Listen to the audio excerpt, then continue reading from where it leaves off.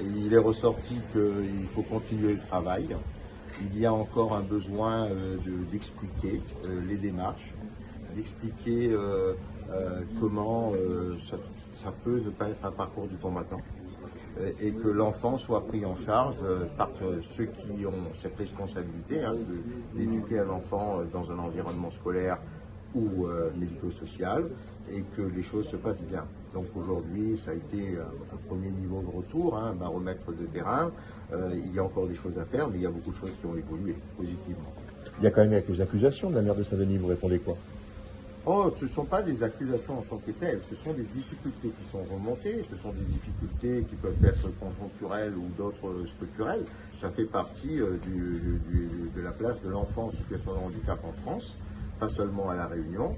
Nous, à La Réunion, nous avons quasiment 6200 enfants qui déposent un dossier chaque année, dont quasiment la moitié ne sont pas connus encore par la MDPH.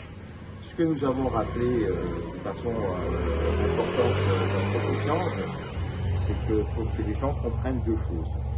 La première, c'est que ce n'est pas la MDPH qui pose le diagnostic du handicap. Ce n'est pas notre compétence que de dire cet enfant est diagnostiqué autiste, trisomie 21 ou autre chose. La MDPH, son travail, c'est d'évaluer les conséquences dans la vie de tous les jours, donc dans la vraie vie, de cet enfant qui a été diagnostiqué et de voir comment ces conséquences peuvent bénéficier d'une compensation pour ce qui est des besoins de scolarisation d'un enfant. Donc ça, c'est la première chose, c'est qu'il ne faut pas venir voir la MDPH sans avoir fait au préalable un diagnostic. Et ce n'est pas la MDPH qui fait le diagnostic, ce sont les professionnels de santé du secteur sanitaire qui le font. La deuxième chose qui me paraît important de dire au moment de cet échange d'aujourd'hui, c'est qu'il y a trop de dossiers de scolarisation qui arrivent de façon imparfaite.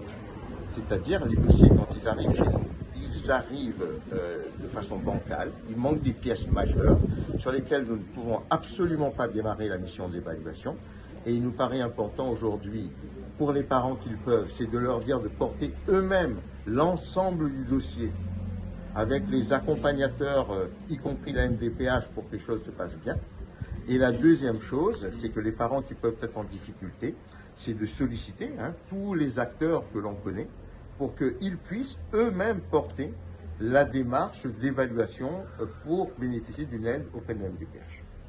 Comment on réduit ce délai de traitement ?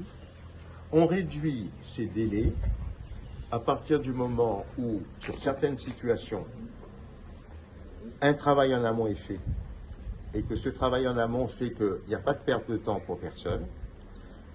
On réduit ce délai si on arrive derrière à avoir un partenariat suffisamment puissant pour accompagner les enfants dans leurs besoins de scolarité.